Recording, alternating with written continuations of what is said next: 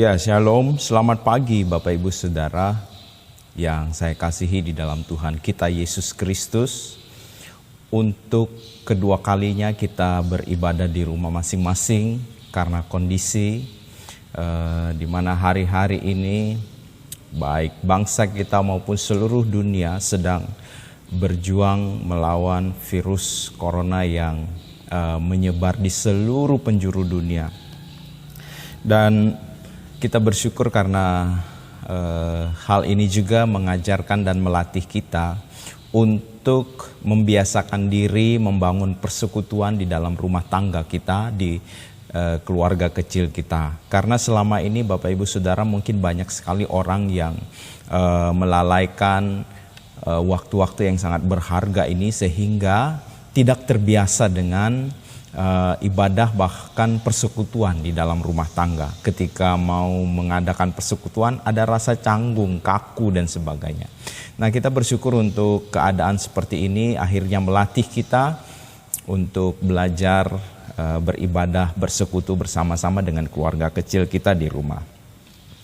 Bapak Ibu Saudara, pada pagi hari ini saya akan membawa kita merenungkan kembali firman Tuhan, lanjutan dari seri khotbah doktrinal yang sudah kita susun untuk jemaat kita selama setahun ini. Dan untuk minggu ini kita akan belajar mengenai doktrin tentang iblis atau doktrin tentang setan. Nah, mari kita membaca firman Tuhan terlebih dahulu di dalam kitab Yesaya pasal 14 ayat 12 sampai 15. Firman Tuhan berbunyi demikian, "Wah, engkau sudah jatuh dari langit, hai bintang timur, putra fajar. Engkau sudah dipecahkan dan jatuh ke bumi, hai yang mengalahkan bangsa-bangsa. Engkau yang tadinya berkata dalam hatimu, aku hendak naik ke langit, aku hendak mendirikan tahtaku mengatasi bintang-bintang Allah, dan aku hendak duduk di atas bukit pertemuan jauh di sebelah utara. Aku hendak naik mengatasi ketinggian awan-awan, hendak menyamai yang maha tinggi. Sebaliknya, ke dalam dunia orang mati engkau diturunkan, ke tempat yang paling dalam di liang kubur." Ya, Bapak Ibu yang saya kasih di dalam Tuhan Yesus, ayat ini merupakan ambisi dari Lucifer ketika ia masih berada di kerajaan surga, atau lebih tepatnya ketika dia masih penghuni surga. Ambisi-ambisi inilah yang akhirnya timbul di dalam hatinya karena keistimewaan dari Lucifer ini sendiri. Nah, Bapak Ibu Saudara, pada hari ini kita akan melihat lebih rinci mengenai iblis atau setan. Ketika kita berbicara mengenai iblis atau setan, ada banyak pendapat yang muncul sebagai tanggapan dari pembicaraan ini. Yang pertama, Bapak Ibu Saudara, ada yang mengatakan iblis atau setan itu hanya khayalan, ya. Mereka mengatakan itu hanya di angan-angan atau itu hanya hasil dari khayalan manusia, sehingga muncullah figur-figur yang jelek, muncullah figur-figur yang menyeramkan dan jahat. Yang kedua, ada yang mengatakan iblis atau setan itu sifatnya adalah sifat jahat yang ada pada manusia. Mereka mengatakan iblis setan itu enggak ada, tetapi iblis yang dimaksud dengan iblis dan setan itu adalah sifat jahat yang ada pada manusia itu sendiri. Dan yang ketiga, ada yang juga mengatakan bahwa iblis, setan adalah makhluk roh yang benar-benar ada. Nah, mari kita melihat apa kata Alkitab mengenai keberadaan iblis atau setan, Bapak Ibu Saudara. Di dalam Alkitab diakui bahwa keadaan iblis itu memang nyata.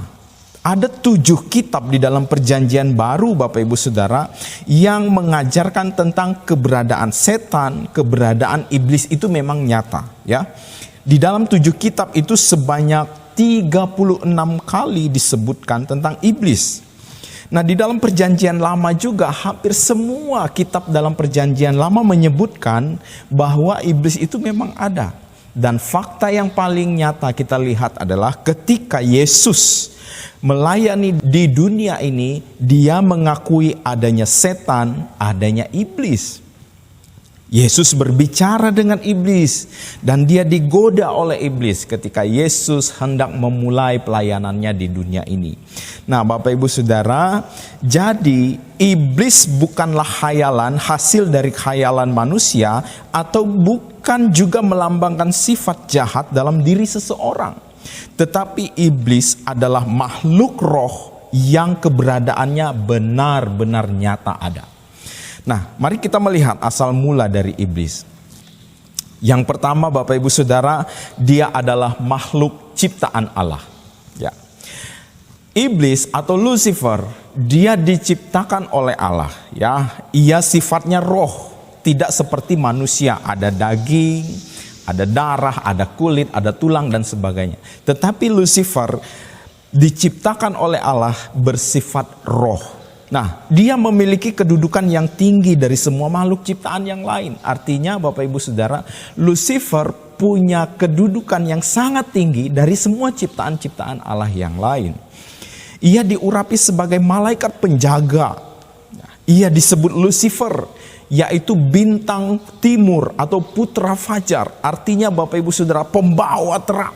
Wah, ini keistimewaan yang sangat-sangat hebat, tidak dimiliki oleh ciptaan Allah yang lain yang ada di dalam kerajaan surga. Dia memiliki keistimewaan karena dia adalah yang paling indah dari semua ciptaan Allah.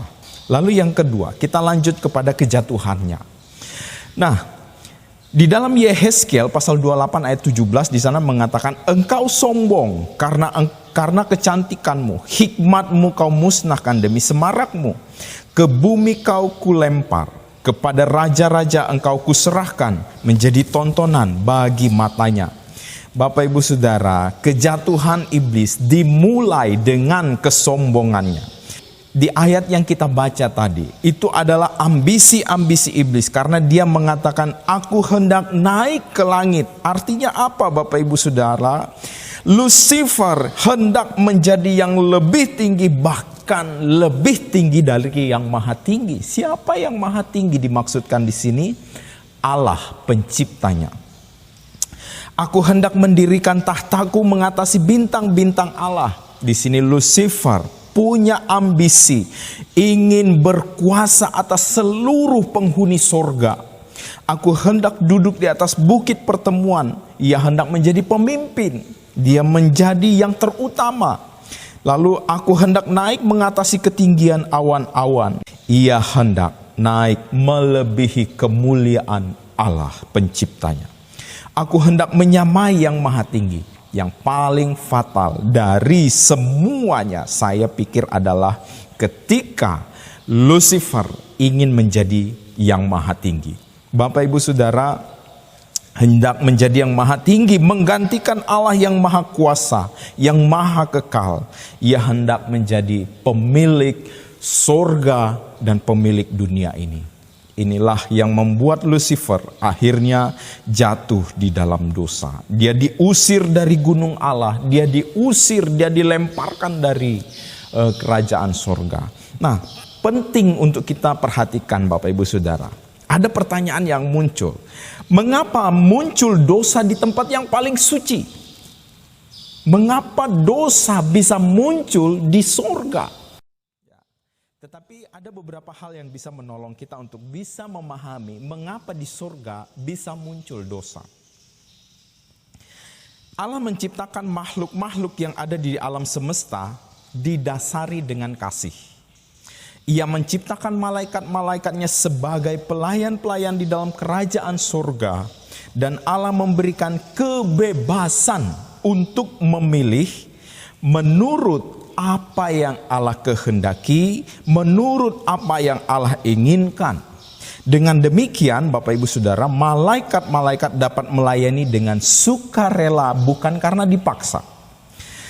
Ellen G. White, dia mengatakan begini. Hukum kasih yang menjadi dasar pemerintahan Allah, kebahagiaan seluruh makhluk ciptaan, bergantung pada keselarasan sempurna pada prinsip-prinsip kebenaran agung. Allah menginginkan dari makhluk ciptaannya pelayanan kasih, penghormatan yang terbit dari penghargaan kepada tabiatnya. Ia tidak menyukai kesetiaan yang terpaksa, dan kepada mereka diberikannya kebebasan kemauan agar mereka boleh memberikan pelayanan kasih sukarela kepadanya. Nah, berdasarkan kebenaran ini Bapak Ibu Saudara, akhirnya dengan adanya hak bebas, dengan adanya kebebasan yang Allah beri kepada seluruh ciptaannya, seluruh penghuni surga, Lucifer akhirnya jatuh di dalam dosa kesombongan karena dia adalah ciptaan yang paling diciptakan dengan keistimewaan tertentu. Dengan itu dia menjadi sombong. Dengan itu dia punya ambisi yang jauh dari kehendak Allah. Nah, pilihan ini akhirnya menjatuhkan dia dalam dosa yang berakibat dibuangnya dia dari surga. Lucifer mendirikan kerajaannya. Bapak Ibu Saudara, setelah dibuang dari surga, ya, dia mendirikan kerajaannya sendiri di bumi. Bapak Ibu Saudara, di dalam Alkitab Matius 12 ayat 26, di sana Yesus mengajarkan bahwa iblis jika mengusir iblis atau setan jika melawan setan, maka mereka akan terbagi-bagi. Dari sini kita mengetahui bahwa Lucifer mempunyai kerajaan sendiri. Iblis punya kerajaannya sendiri. Setan-setan mempunyai pemimpin.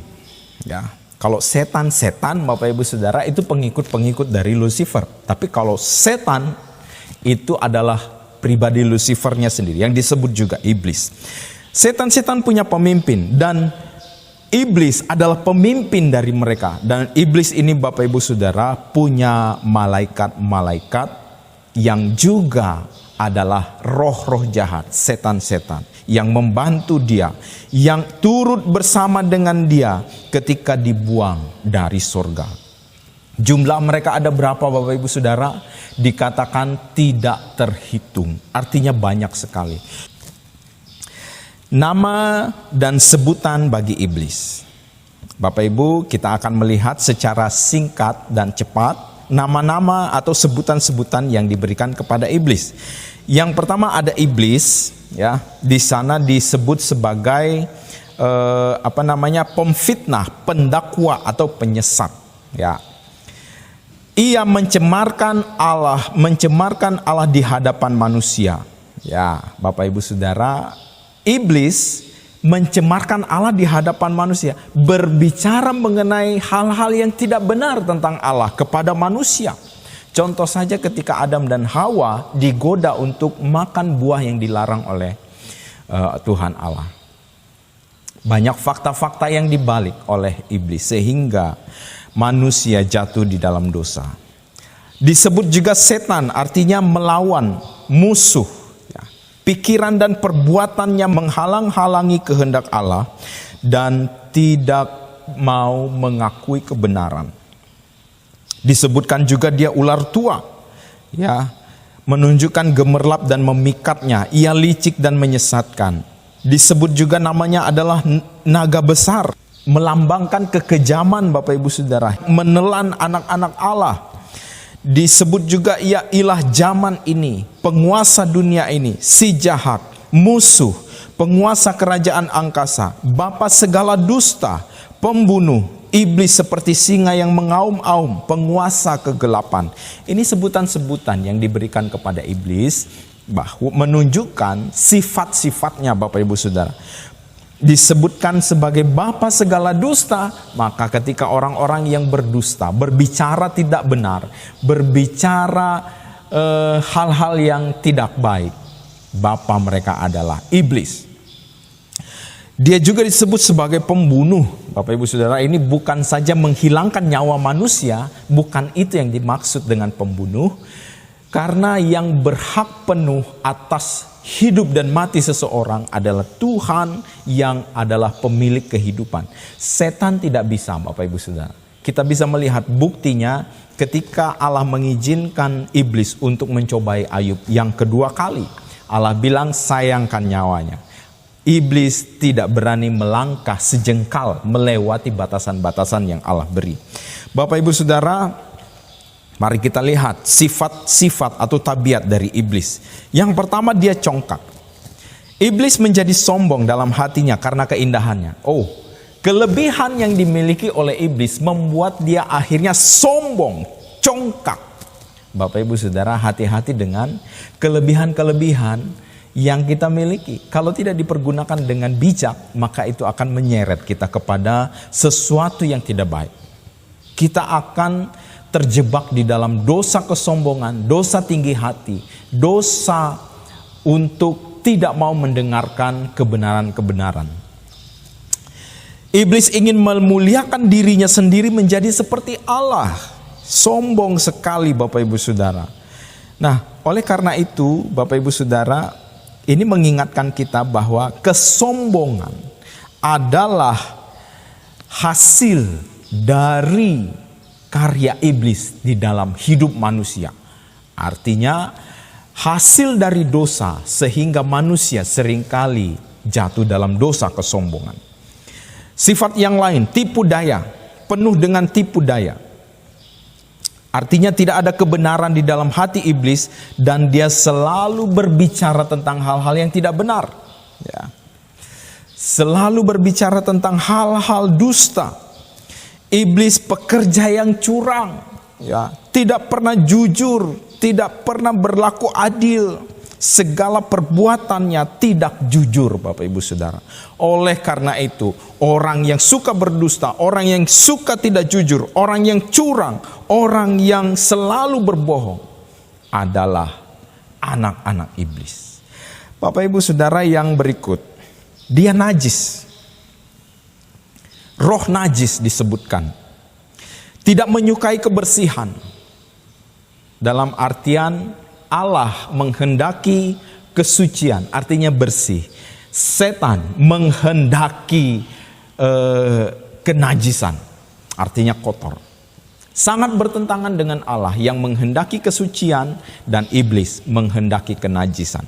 Apa yang dimaksud dengan kenajisan Bapak Ibu Saudara? Segala bentuk kedagingan, dosa-dosa yang masih menguasai kehidupan manusia. Perzinahan, percabulan, ketidakkudusan, hawa nafsu seksual, dan banyak perbuatan-perbuatan lain.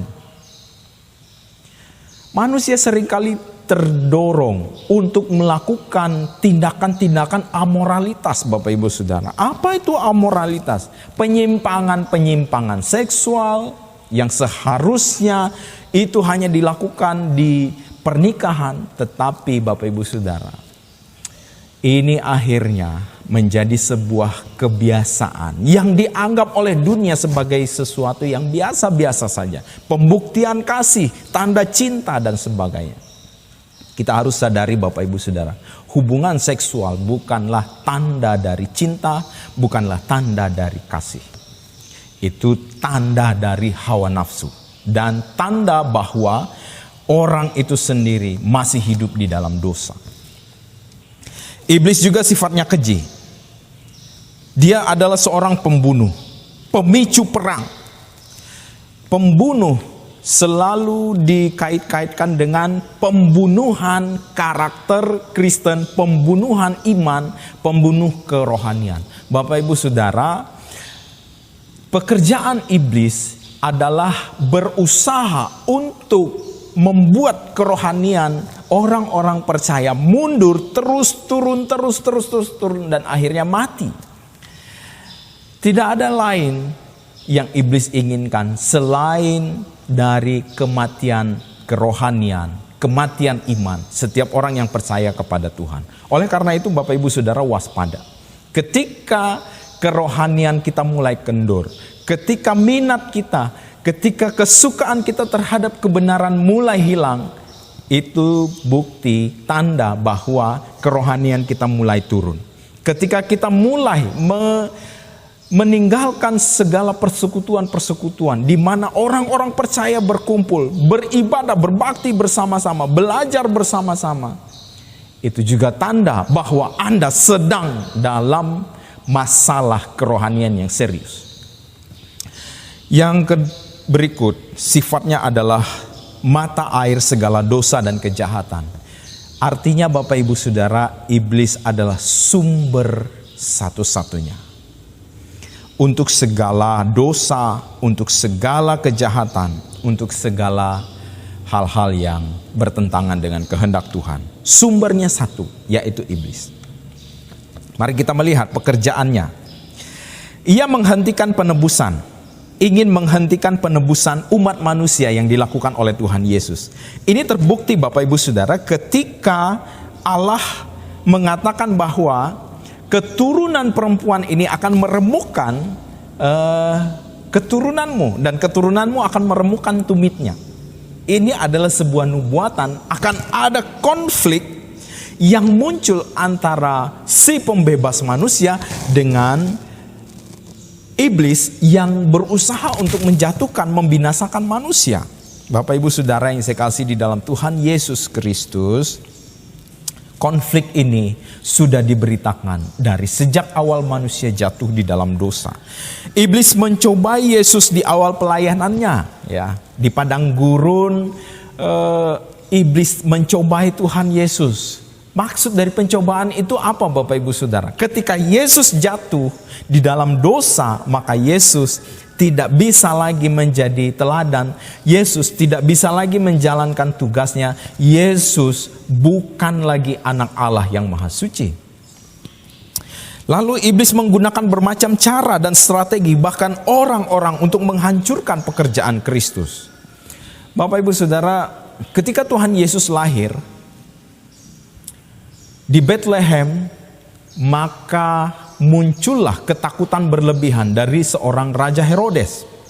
Akhirnya iblis menunggangi Herodes untuk memusnahkan, membasmi atau membunuh semua anak-anak yang berada di Bethlehem 2 tahun ke bawah.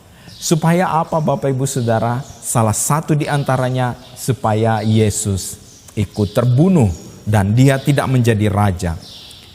Kita percaya bahwa iblis menggunakan Herodes Bapak Ibu Saudara. Bukan karena Herodes takut Yesus menjadi juru selamat manusia. Tidak. Tetapi ketakutan itu adalah ketakutan yang dimiliki oleh iblis. Dan kebencian yang sudah dipupuk dari sejak awal itu terus diturunkan kepada generasi manusia-manusia yang tidak taat dan tidak percaya kepada Tuhan. Bapak Ibu Saudara, mari kita lihat lagi. Iblis merasuk tubuh Yudas untuk melakukan pengkhianatan kepada Tuhan Yesus. Gunanya apa Bapak Ibu Saudara? Supaya Yudas mengkhianati Tuhan. Ketika Tuhan Yesus diserahkan, disiksa, bahkan mati di kayu salib, mungkin pada saat itu iblis merasa dirinya sudah menang Bapak Ibu Saudara. Karena apa? Juru selamat manusia mati di kayu salib. Tetapi Bapak Ibu Saudara, iblis tidak tahu 3 hari ke depan setelah kematiannya, 3 hari setelah itu, apa yang akan terjadi. Yesus tahu apa yang akan terjadi setelah kematiannya. Setelah 3 hari bangkit dari kematian, membuktikan bahwa kuasa maut tidak dapat menahan dia. Kuasa maut tidak berkuasa atas Yesus. Yesus membuktikan dirinya berkuasa atas dunia kematian, berkuasa atas kuasa-kuasa dunia ini. Membuktikan bahwa dia adalah Allah. Pekerjaan iblis yang lain adalah menguasai orang yang tidak beriman. Membutakan akal mereka supaya tidak dapat menerima kebenaran firman Tuhan yang diberitakan oleh orang-orang kepada dunia ini. Orang-orang yang dibutakan akalnya tidak dapat menerima kebenaran. Yang berikut adalah iblis merebut firman Allah dari hati mereka. Ya. Memanfaatkan orang tak beriman untuk menentang pekerjaan Allah. Ada banyak orang di dunia ini Bapak Ibu Saudara yang dimanfaatkan oleh iblis untuk menentang pekerjaan Allah, untuk melawan pekerjaan Kristus. Nah Bapak Ibu Saudara, pekerjaan iblis yang lain merasuk orang-orang yang tidak beriman dengan sungguh-sungguh kepada Allah. Ada 2 kategori. Yang pertama dirasuk, dalam artian seluruh hidupnya, seluruh tubuhnya dikuasai secara penuh dan dikendalikan secara penuh oleh iblis. Nah Bapak Ibu Saudara, cara penanganan ini jauh lebih mudah. Ketika melihat orang terkapar, kerasukan, meronta-ronta, penanganannya sudah jelas. Doakan di dalam nama Tuhan Yesus. Sangat sangat mudah untuk mengatasinya. Tetapi yang kedua, Bapak Ibu Saudara, dikuasai. Ini merupakan sesuatu yang sangat berbahaya sekali. Dikuasai ini dalam artian hanya bagian-bagian tertentu di dalam kehidupan manusia atau dalam diri seseorang iblis kuasai. Dan itu tidak bisa dideteksi, Bapak Ibu Saudara. Beda dengan orang yang kerasukan. Mereka terkapar, mereka meronta-ronta, mereka dikendalikan oleh roh setan. Kita berdoa dalam nama Yesus. Tetapi kalau orang yang sedang dikuasai kehidupannya, bagian-bagian tertentu, kita tidak bisa mendeteksi itu. Dan sulit sekali. Contoh dikuasai, mungkin dikuasai oleh mata kita, Bapak Ibu Saudara. Melihat hal-hal yang tidak baik, melihat hal-hal yang tidak benar. Suka sekali dengan hal itu. Menguasai mulut kita, berbicara mengenai kejelekan orang lain. Memberitakan tentang keburukan orang lain. Nah Bapak Ibu Saudara, kalau kita mendapati orang seperti itu, pasti kita tidak berani bilang, oh mulutmu dikuasai oleh setan. Mulutmu dikuasai oleh iblis. Lalu kita doakan dalam nama Yesus mulutmu dilepaskan. Tentu kita tidak berani seperti itu. Kalau kita berbicara seperti itu, mungkin orang itu akan mengatakan gila ini orang. Bapak Ibu Saudara, iblis menguasai bagian kehidupan manusia, terutama titik lemah kehidupan Anda. Hati-hati dengan itu. Iblis mengakibatkan penyakit-penyakit jasmani maupun rohani. Kita tidak bisa sangkali bahwa separuh penyakit di dunia ini adalah karya iblis. Akibat dari setan. Bapak Ibu Saudara, Ayub mendapat borok yang begitu mengerikan. Karena borok itu hasil dari pekerjaan iblis. Di dalam pelayanan Tuhan, Yesus juga melawan iblis, menyembuhkan orang-orang yang sakit karena roh jahat. Lalu pertanyaannya, apakah virus corona adalah hasil dari karya iblis? Saya secara pribadi melihat virus corona ini sebagai sebuah penyakit jasmani. Ya. Hanya virusnya jenisnya baru, Bapak Ibu Saudara. Tetapi tidak boleh kita melupakan juga penyakit yang menyebar begitu cepat di seluruh dunia dapat ditunggangi oleh iblis untuk melemahkan iman kita. Dengan cara seperti apa Bapak Ibu Saudara? Ketakutan berlebihan akan virus itu membuat sebagian orang percaya kepada Tuhan akhirnya mencari perlindungan lain. Pegang jimat-jimat yang sudah dibuang dulu, cari kembali supaya ini bisa menangkal virus corona. Artinya Bapak Ibu Saudara, kita mulai mengalihkan harapan kita dari Allah kepada benda-benda yang dianggap mampu melawan virus. Pekerjaan iblis yang lain menjatuhkan orang beriman, menghalang-halangi orang beriman datang kepada Tuhan. Iblis memikat orang percaya untuk meninggalkan iman mereka. Iblis menggoda orang percaya untuk berdusta. Iblis menuduh dan mendakwa orang beriman. Bapak Ibu Saudara, bagian ini saya mau jelaskan sedikit. Ketika kita jatuh di dalam dosa, dan semua orang pasti jatuh dalam dosa, lalu kita bertobat, minta ampun kepada Tuhan. Ketika suatu saat kita datang, mungkin di dalam gereja Anda diberi pelayanan, lalu muncul di dalam pikiran Anda, saya tidak layak melayani Tuhan. Iblis sedang mendakwa Anda. Iblis sedang berkata, kamu tidak layak melayani Tuhan. Kamu tidak bisa melayani Tuhan. Kamu sudah jatuh dalam dosa. Kamu sudah terpuruk di dalam dosa. Hidupmu sudah tercemar. Tidak layak melayani Tuhan. Iblis selalu mendakwa kita dengan hal-hal seperti itu. Tetapi percaya Bapak Ibu Saudara, ketika Anda minta ampun kepada Tuhan, Anda sudah dibersihkan dari dosa-dosa itu. Lalu yang lain Bapak Ibu Saudara, menghambat pekerjaan Tuhan, menggoda orang percaya jatuh dalam perbuatan amoralitas, mendatangkan aniaya kepada orang-orang percaya. Di seluruh dunia ini Bapak Ibu Saudara, banyak cerita mengenai orang percaya yang dianiaya, orang percaya yang ditolak. Bahkan lebih hebat lagi, kita mendengar ada orang-orang percaya rela mati karena imannya. Siapa otak dari semua pertentangan itu? Tidak lain, dia adalah iblis. Mendatangkan aniaya kepada orang percaya. Kenapa harus mendatangkan aniaya Bapak Ibu Saudara? Supaya orang percaya bosan menderita, supaya orang percaya tidak lagi mau percaya Tuhan, mencari yang lain yang bisa membuat kesenangan-kesenangan lain. Bapak Ibu Saudara, ini berbahaya dan kita harus berhati-hati. Menyusup masuk ke dalam gereja, menyamar sebagai guru-guru palsu atau utusan terang. Bapak Ibu Saudara, banyak sekali untuk zaman sekarang, bahkan dari dulu, pengajaran-pengajaran sesat berkembang.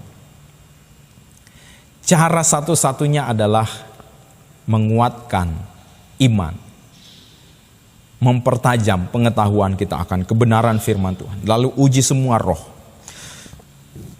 Kita lanjut, lihat kuasa iblis. Iblis berkuasa atas seluruh umat manusia. Di dunia ini ada di bawah kekuasaan iblis. Manusia tidak dapat menyelamatkan diri sendiri dari kuasa iblis dengan kekuatan sendiri. Tetapi walaupun iblis berkuasa di dunia ini Bapak Ibu Saudara, dia tidak berkuasa melukai anak-anak Allah. Kuasanya terbatas. Iblis dapat melakukan tanda ajaib dan mujizat. Ya, apa saja mujizat-mujizat terhebat di dunia ini iblis bisa lakukan. Bisa membangkitkan orang mati? Bisa.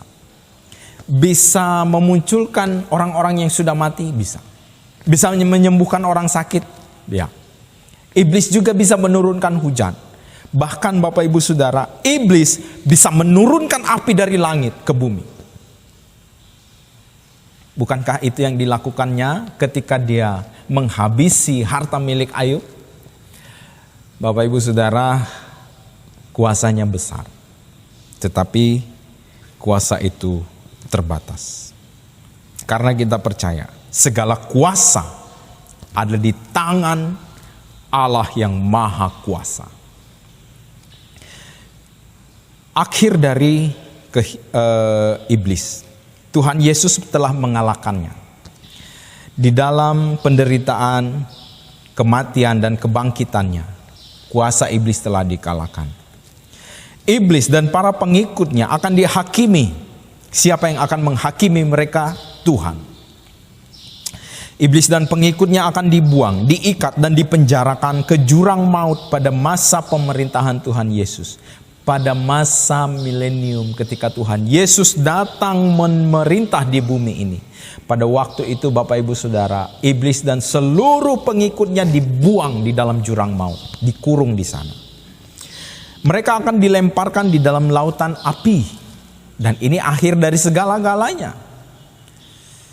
Iblis tempatnya sudah tersedia, yaitu neraka. Suatu saat, waktunya akan habis dan dia akan dilemparkan ke sana. Menyadari bahwa waktunya sudah sedikit, iblis mulai bekerja giat. Mengingat waktunya sebentar lagi, tidak lama lagi, iblis bekerja lebih aktif lagi. Supaya apa Bapak Ibu Saudara? Ketika waktunya tiba, orang-orang banyak mengikuti iblis. Masuk ke dalam neraka yang kekal. Nah, bagaimana kita bisa mengalahkan iblis? Sebagai orang percaya, bagaimana caranya kita bisa mengalahkan iblis? Bapak Ibu Saudara, saya dan Bapak Ibu Saudara punya kuasa untuk melawan dan menolak iblis. Banyak orang mengatakan ketika orang kerasukan, oh panggil Pak Pendeta, panggil gembala. Lupa bahwa di dalam dirinya kuasa yang sama dimiliki oleh pendeta, dimiliki oleh hamba Tuhan, ada di dalam dirinya. Doakan Bapak Ibu Saudara. Nah, bagaimana cara kita melawan iblis? Yang pertama dengan iman percaya dalam nama Yesus yang berkuasa itu. Tidak ragu, tidak setengah-setengah, tetapi percaya penuh kepada kuasa Tuhan. Tuhan Yesus bilang dalam nama Yesus, iblis dapat ditengking. Orang percaya harus selalu waspada terhadap tipu muslihat iblis. Orang percaya harus berdiri melawan iblis. Orang percaya tidak boleh toleransi terhadap iblis. Orang percaya harus menggunakan seluruh perlengkapan senjata Allah. Perlengkapannya apa saja Bapak Ibu Saudara? Kebenaran, adil, rela memberitakan Injil damai sejahtera, iman yang sungguh-sungguh taat kepada firman Tuhan, lalu berjaga-jaga dalam setiap waktu, berdoa senantiasa. Inilah hal-hal yang dapat membuat kita melawan iblis dan mengalahkannya. Demikian firman Tuhan untuk kita pada hari ini. Mari kita berdoa. Bapa di surga, kami bersyukur hari ini boleh belajar bersama-sama kebenaran-Mu. Biarlah firman Tuhan dan kebenaran yang kami pelajari hari ini membawa kami kepada pengertian-pengertian yang lebih baik, membawa kami kepada pemahaman-pemahaman yang benar, dan kami sebagai orang-orang percaya hidup dalam iman yang kuat kepada Tuhan dan mengalahkan lawan-lawan kami si iblis yang sering mencari kesempatan untuk menjatuhkan. Dalam nama Yesus kami berdoa. Amin.